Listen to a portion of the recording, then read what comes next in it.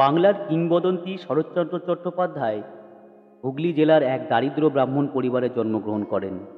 তার বাবা ছিলেন মতিলাল চট্টোপাধ্যায় এবং মা ভুবনমোহিনী দেবী।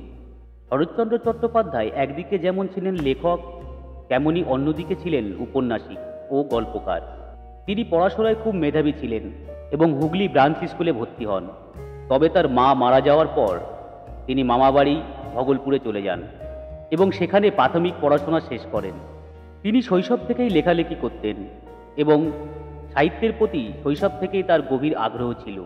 শৈশবে তিনি দুটি গল্প রচনা করেছিলেন, কাশীনাথ ও ব্রহ্মদত্ত। তার ছোট গল্প মন্দির কুন্তলীন প্রতিযোগিতায় সর্বশ্রেষ্ঠ পুরস্কার লাভ করে।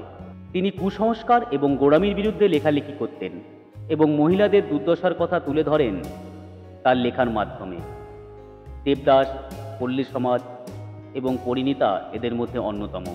বৈপ্লবিক আন্দোলন ঘিরে তার গল্প পথের দাবি। তার রচনা প্রেরণা জাগিয়েছিল স্বাধীনতা সংগ্রামের জন্য। 1916 সালে প্রকাশিত উপন্যাস শ্রীকান্ত, এই 4 অংশের উপন্যাসটি শ্রীকান্ত চট্টোপাধ্যায় ভ্রমণ এবং তার জীবন ভিত্তি করে লেখা। এছাড়াও তিনি বিভিন্ন উপন্যাস, সাহিত্য ও গল্পের মাধ্যমে সংগ্রাম চালিয়ে গেছেন। 1938 সালের 16 জানুয়ারি ক্যান্সারে আক্রান্ত হয়ে তিনি মারা যান। ভালো লাগলে লাইক, কমেন্ট, শেয়ার এবং চ্যানেলটি অবশ্যই সাবস্ক্রাইব করবেন।